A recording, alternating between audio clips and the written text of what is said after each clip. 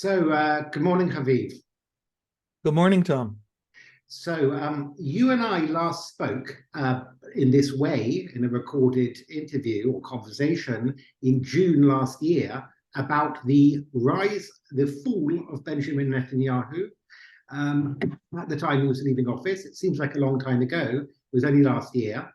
There were, as we know, elections last week, and it looks almost certain that Netanyahu will indeed be back in office pretty soon.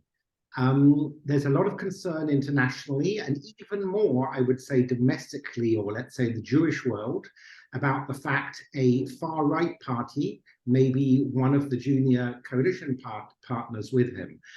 I am obviously concerned too, though some of what my friends tell me, or some of the stuff I read, Tom Friedman and the New York Times, some of the stuff in Haaretz, even in the paper you write for, the Times of Israel, in my view has been a bit overly alarmist. They are a junior partner. They are not going to be the prime minister. The votes they got are far lower than the votes for far-right parties like Le Pen last year in France got 41%. And indeed, in countries like Italy and Sweden, which is meant to be a liberal country, the far-right are recently coming into power. So is it a threat, as people, as you know, is this fascist, as Haaretz have said in a few different headlines? Are we on the verge of the 1930s, as some friends of mine fear? Right. Well, I guess before I calm anyone down, it's important to clarify why everyone should be very nervous. Itamar Ben-Gvir has a history. The head of the Otzma Yehudit party, which is a sub-faction of the religious Zionism larger party, Itamar Ben-Gvir has a history of racism that is, essentially cartoonishly evil. What it literally, I think, a cartoon of a racist would look like, certainly in the Anglophone West. He has said things. He is a student of Rabbi Meir Kahana, who is a man who very briefly had a political career in Israel, an American Jewish rabbi, who believed that racism is fundamental to religion and presented bills in the Knesset to outlaw. He was the only signatory on these bills. They were press releases, essentially, not real bills. But back in the 80s, to outlaw, literally sexual intercourse between Jews and non-Jews, really the wrong types of people. Now, that's what people are responding to, and it's hard not to. Just rough. He is one. Yeah, not to respect it. He's one member of the Knesset, and also Kahana's entire party was what one. Ben-Gvir said is when he was a teenager, or quite a long time ago. Not that excuses it, or anyway, it's just a question of not being alarmed by one person. Right. Now, I hesitate to give him a pass. Ben-Gvir has publicly said, I have moderated, I have changed my views. He's written op-eds with headlines like, I am no longer the man I was 25 years ago.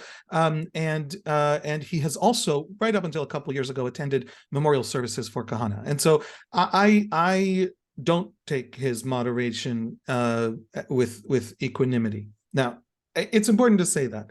And it's important to say that to understand the next thing I'm going to say. Israeli politics is fundamentally, and always has been, much, much more similar in terms of political behavior and political identity that drives that behavior, like Lebanon, rather than like Britain. Israelis vote their cultural and ethnic and religious tribes. And I mean that literally. We're a very, very divided country into different kinds of Jewish subcultures, religious groups, ultra-Orthodox, modern religious Zionist, basically modern Orthodox, secular left-wing, there's a secular right-wing.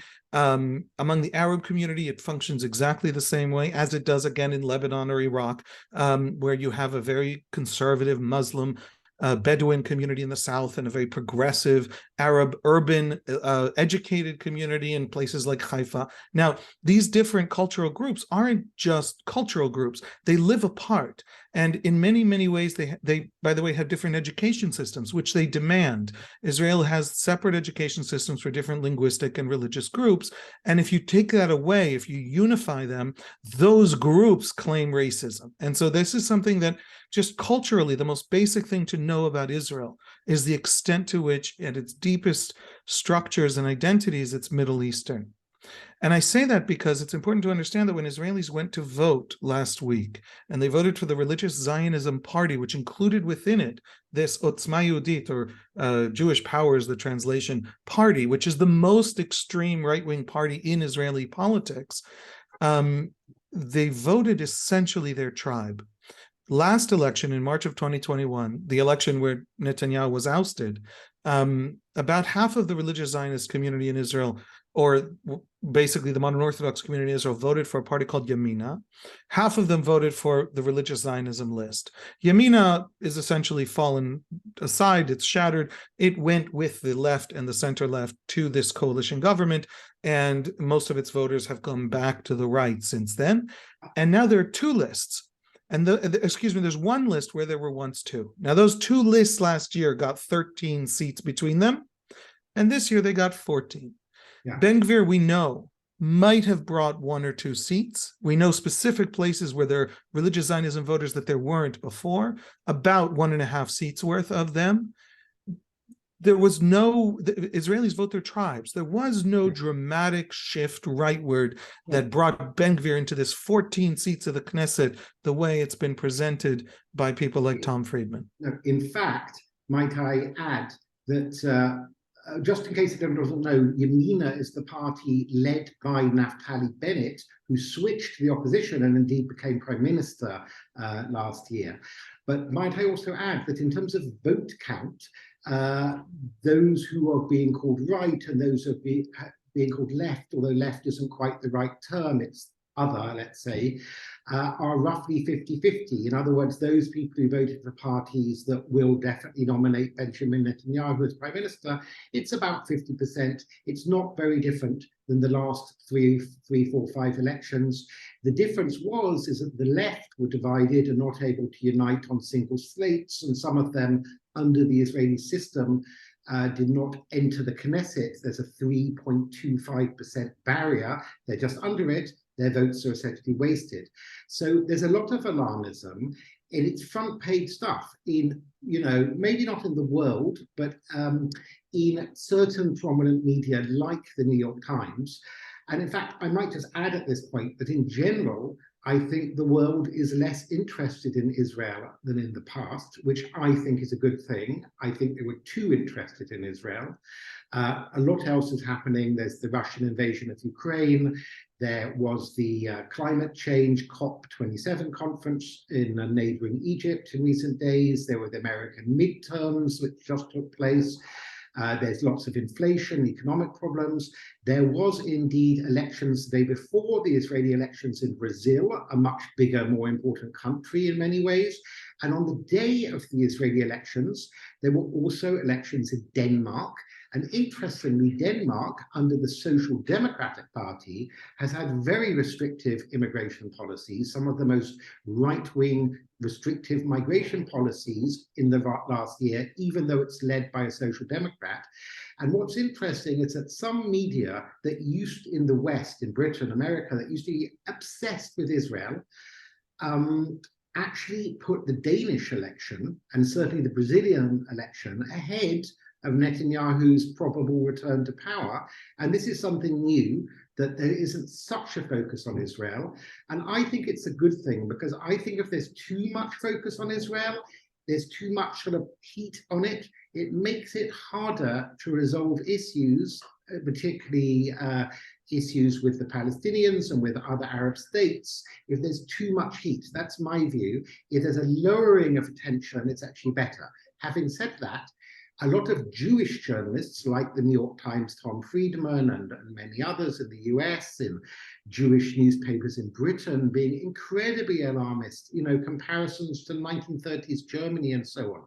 So as you say, one could say this is a robust expression of democracy last week, that so many people have a voice, that the Israeli democratic system allows all these different tribes to be represented in the Knesset. If you look at America, which held its midterms elections 2 days ago, basically most people have a binary choice between Republican and Democrat in a country of, more than 300 million people. In Britain too, they're basically only a choice of government between Conservative and Labour, and they tend to have a majority. So in some senses, it's maybe better to allow all these different tribes, including the small ones of both extreme left and extreme right, into the tent, into the Knesset, rather than have them on the streets like you have in, I don't know, France, where there's kind of disturbances all the time.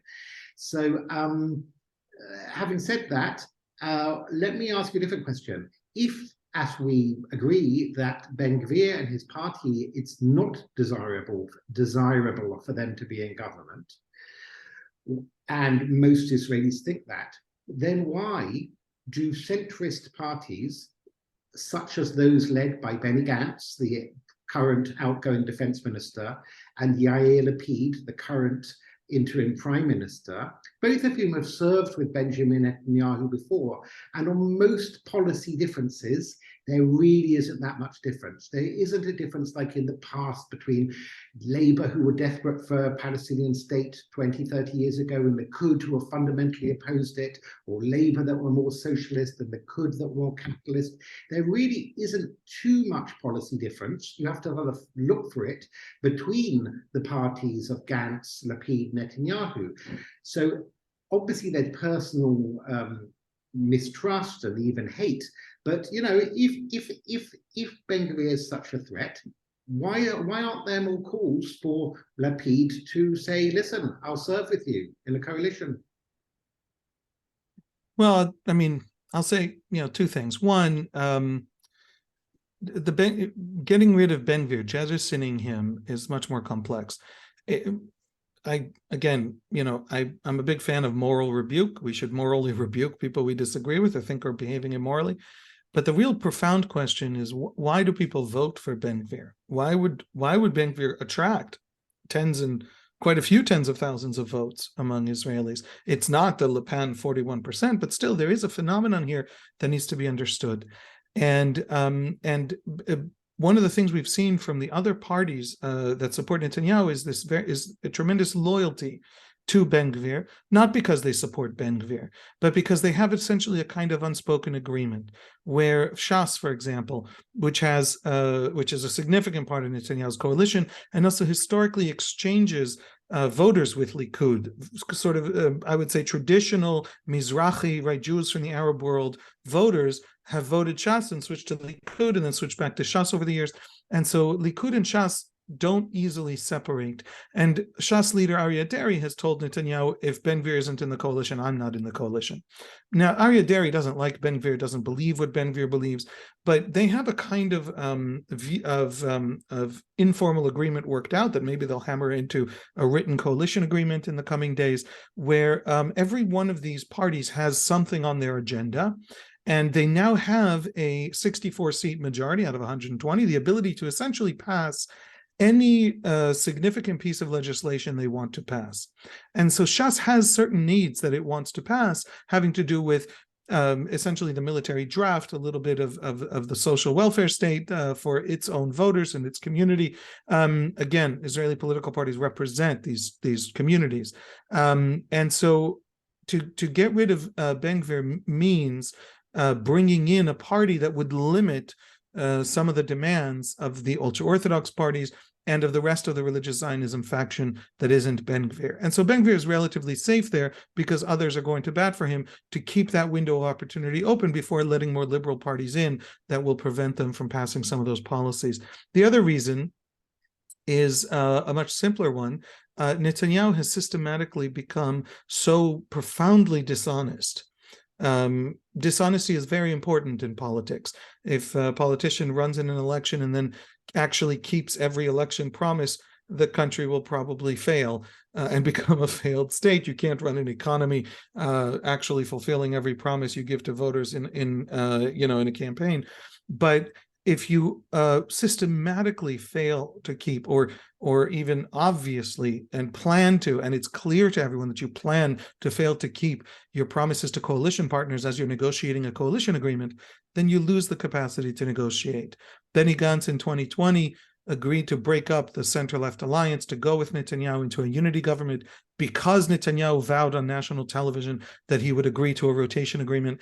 And there was, of course, COVID, and there was a big sense of emergency. And then Netanyahu immediately cheated him and within a few months refused to pass a state budget. 2020 was the first year in the history of Israel where a government didn't pass a state budget. It threw a lot of the education system and a lot of other parts of the country into chaos. And that was Netanyahu's, essentially political dishonesty. And so now Benny Gantz can't enter this coalition simply because Netanyahu is incapable of promising things anymore. I understand and signing those agreements. That from Gantz's and Lapid's point of view, I didn't say it's a good choice. It's a choice of going in with Netanyahu, knowing full well that there's a lot of mistrust with understanding, a lot of even hate, even personal antipathy between some of the people, or allowing a far-right government that some in Israel claim might be the end of democracy, and people think about leaving the country, and they're right, but they don't. But see, but that's the thing. We heard that. No, but we heard a lot of. Yeah. We heard a lot of sort of mourning and keening and this kind of moral panic, but it only came from very, very narrow margins. Tom Friedman in his column quotes Nachum Barnea, one of the more prominent columnists in Israeli journalism. But what they actually were part of is a very, very strange and by the way, blip, I mean, it's already over. There were some celebrities that said, if Ben-Gvir becomes a minister in the cabinet, I'm leaving the country. To which the general reaction was, who are you again, right? Who will take you? Enjoy, right? Come back when you're done traveling. What does that even mean, right? This kind of moral panic. One professor, philosopher, Asa Kasher, very important and prominent philosopher who actually helped the IDF draft the IDF's code of ethics, very mainstream person, but also a voter of the left, actually wrote on Facebook, I am no longer a Jew. I don't, if my people can be religious Zionism and Ben-Gvir and Haredi, all these different, very conservative factions, I disagree. If they are Judaism, I'm not a Jew. I'm merely of Jewish extraction. Again, I understand the moral panic. I understand the emotion, but just a profoundly silly way to think about it and way to approach it. Yeah. And Tom Friedman built his column around this very, very fringe left-wing discourse that it doesn't reflect a reality in Israel. The issue for Gantz is not that he dislikes Netanyahu, and I think he profoundly dislikes Netanyahu. The issue for Gantz is he literally cannot receive things from Netanyahu because he simply can't trust him. There's a joke in the Knesset about Netanyahu that he has no credit. You can only take cash from him. You simply cannot have that negotiating process. And by the way, Lapid and Gantz do not, by their actions, we know that they do not believe that Israeli democracy is collapsing. All democracy is always in danger. We know that from Thomas Jefferson and James Madison. We should be worried. There's a big struggle and a big debate in Israel around the powers of the Supreme Court. That is going to come up for legislation. It's a very serious, complex question. The right, I think, is not being as responsible as it needs to be. It also has a point in this discourse and this discussion. The Israeli Supreme Court has powers that no other Supreme Court in the democratic world has. There is a complexity here. I understand left-wing critics who suggest that Israeli democracy will be weakened. But all of that being said, nobody is eager to jump in to rescue Israel from this terrible threat to its democracy, because rhetoric aside, they don't actually believe that it's a threat to Israel's democracy. And they feel, I would even say, more than that, Netanyahu deeply doesn't want a government with Ben-Gvir. He has already sent people to talk to Gantz and Lapid. The Ben-Gvir wants to be police minister, the minister of public security. He's the minister in charge of the Temple Mount. The Temple Mount is the most important holy site in this country for Jews, for Muslims. The Temple Mount is a kind of place where if it becomes tense, if it becomes a source of violence, the Abraham Accords are frozen. I mean, it has that power. And so Netanyahu does not want a far-right activist who thinks that Jews should pray there and that Muslims should not get to have that holy site in charge of it. He's desperate to get rid of Ben-Gvir, and the rest of the country is essentially telling him, you made this bed, you shepherded this person into the Knesset, you forced religious Zionism to bring them in so that you wouldn't lose any right-wing votes, and so you would win this 4-year deadlock that we've been in. Mazal tov, you did it, you succeeded, you're now prime minister, sleep in the bed that you made. That's really the attitude among the politicians.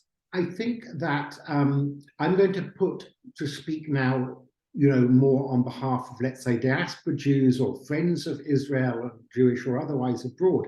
What concerns me is when these terms like fascism, apartheid, democracy under threat, settler colonialism, even Nazi-like comparisons are thrown around. One of my concerns, I'm not concerned for Israeli democracy. I think it's very robust democracy. Like you say, every democracy needs to be nurtured. We need to care for it. Nothing is guaranteed. We should never underestimate the power of the state, and we should never underestimate the power of any people to be swayed by extremist ideology, whether left-wing, right-wing, Islamist, or otherwise. Having said that, Israeli democracy is remarkably resilient. It's longer lasting than the democracy of, say, the present, I think he's President Borrell, the president of the European Commission from Spain. They had shooting in the Spanish Parliament in, I think, 1981. Their democracy in Spain is only half as old as Israeli democracy. So Israel has a very robust democracy. But I'm worried, maybe call this part of wokeism, that a lot of younger people, they simply have no clue about what fascism or apartheid really was. These terms are very specific. So you're right, it's only a small number of journalists or TV celebrities or so on, or influencers on Instagram or TikTok who are misusing these terms. Unfortunately, a lot of other people just read the headlines without the articles, and they then don't understand what real fascism was. And that is a danger, in my view, because we really have to guard. We mustn't cry wolf too many times, both here and also in other countries, here in Israel, and in other countries, because we should be guarded against real fascism, and we should be guarded against racism and the far right. But we mustn't all conflate everything, because people will misunderstand what these things really were. They won't understand the real dangers of them. And also, I'm concerned that the rest of the population who aren't part of these elites, whether in the US, Israel, Brazil, European countries, are so put off by having this sweeping thing like everybody who voted for Netanyahu must be a racist.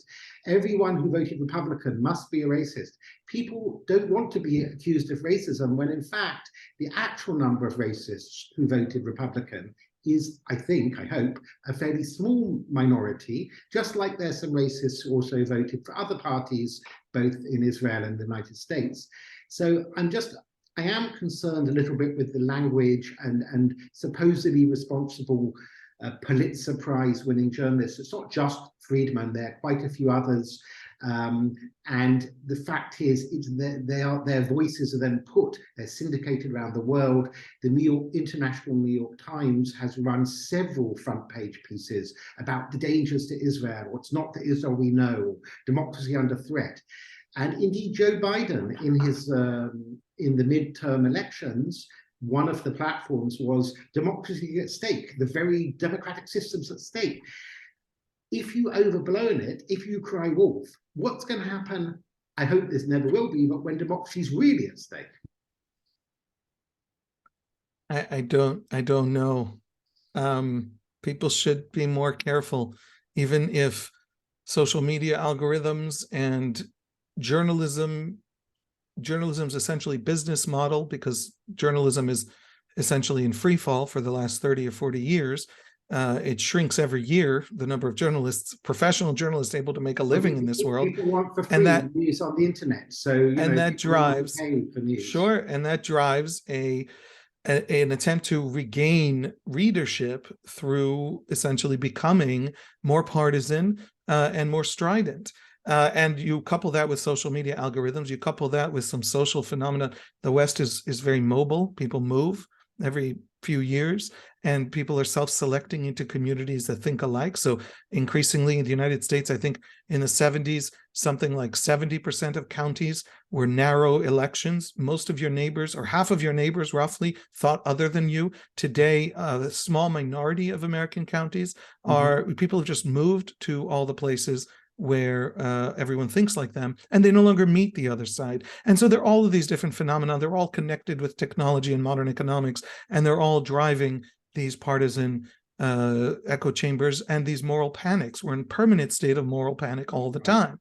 And that's true of Israel and it's true everywhere else. My response is, I hate to say it, completely useless to diaspora Jews. When on college campuses people come for Israel, they're not coming for Israel. They're explicitly coming to sever the ties between American Jews on college campuses and Israel, in the belief that somehow if American Jews are queasy about Israel, don't like Israel, turn profoundly and angrily on Israel, Israel either stops existing, stops being valid. Zionism no longer rescued 3.5 million Jews from the 20th century. Somehow history didn't happen if Israel loses a popularity contest of some sort. It's silly, it's stupid, and it ends up being functionally anti-Semitic because the only victim, Israelis never even hear about it. The only victims of anti-Israel activism in the West are Jews. Exactly. Literally the only ones it cannot reach. I do not hear of this except in English as a professional English writing journalist. My Israeli alter ego who walks around in this, I'm born in, forgive the accent, I'm born and raised in Jerusalem. My Israeli alter ego does not know of these things. And I say all that just to say my only response is Israeli. I'm sad for diaspora Jews who have to experience the anti-Israel wave. The world is safer for Jews now that there's an Israel, even if it's the source of hatred, than it was when there wasn't an Israel and they didn't have Israel to hate. By the way, without exonerating Israel, even if you genuinely believe Israel is terribly, terribly wrong on really big, important things, the world before Israel wasn't very good for Jews. Yeah, let's just leave it that. By the way, without even the Holocaust. Before the Holocaust, the 20th century was already the bloodiest century in Jewish history. Google the Russian Civil War. And I say all that just to say, yeah, our reality is big. Our reality is complex. We're going to fail you if you hold us up as moral paragons. Israel is more liberal than it was 30 years ago. It's certainly more liberal than it was 50 years ago. If you count Arabs' integration into Israeli society, to the Israeli economy, to the Israeli judiciary, to the Israeli education, higher education, there is no measure by which Israel isn't more liberal today. But people have maybe thought of us as some kind of a cartoon, and now they're discovering we're a real country. In fact, there are more non-kosher restaurants open in Jerusalem than there used to be. There are gay bars all over Israel. I'll say more than that. I'll say, just to cut to the chase on the question of Arab minorities. One of the things that came out of this election, the Arab community's representation fell, but it fell because a party called Balad, the Arab community in Israel, divides up essentially into two directions. One half of it, roughly, wants more integration into the Israeli state and Israeli society. And the other half wants to emphasize the Palestinian identity and less integration and to distance. This election, for the first time, we had polls going into it that showed something like 70% prefer the choice made by the Ra'am party, the conservative Muslim Arab majority party, to sit in a Jewish majority coalition, to sit in a coalition of any kind for the first time in Israel's history. 70% supported that. Balad, the party that refuses to do such things ideologically, fell below the threshold and disappeared from the Knesset. And now the single most successful party in this election from the Arab community was the party that wants to join the coalition, sit at the coalition table, demand from the Israeli state attention, budgets, resources, all the things that communities should be demanding at coalition tables. There are, at the same time as we're seeing ethnic tensions, the Palestinian problem is more at an impasse, more problematic. I have no answers on it. No Israeli really does. I'm very concerned with the Israeli right having, wanting to annex without explaining to anybody what it's going to do with millions of Palestinians who this doesn't end without them getting rights. So these things are all true, and I'm concerned about all of them. And at the same time, at a deepest level, the most fundamental subterranean level, because the media isn't interested in this part of the story, integration is moving very quickly. Some of the reasons the far right is getting more strident and angry is that on the other side, integration is actually strengthening and becoming better. So yes, this country is turning conservative religiously, because religious and conservative people are having more kids. By the way, in that, it again looks like Lebanon. And at the same time, Israeli democracy appears to be very strong. Integration between Jews and Arabs is accelerating rather than in retreat. A lot of things are happening all at once. If you judge us by some silly, narrow partisan view, because this one far leftist who is your friend, as Tom Friedman essentially did, tells you that the whole country is going to, excuse my French, shit. If that's your measure of a country, then you will literally fail to predict what's going to happen. Never mind moral judgment. First you diagnose, then you morally judge. I'm a big fan of moral judgment, but it's happening on us without any serious diagnosis and any serious analysis. And so it's complicated, and I have no answers for diaspora Jews. You are in a firing line that isn't really meant for us, it's meant for you, and I'm happy to hear how I can help, essentially, is my answer. Okay, Haviv, we're out of time now, but let's maybe speak again in a few months once the government's been formed and see what it's been up to, and reassess the health and state of Israeli politics, society, democracy then. So sure. And if we're no longer a democracy, then I promise to be to admit I was wrong. If you haven't been rounded up by then by Ben-Gvir. I'll be in Swiss airport somewhere, but I'll admit I was wrong. All right. Have a good day then. All right. Thanks, Bye. Tom. Bye.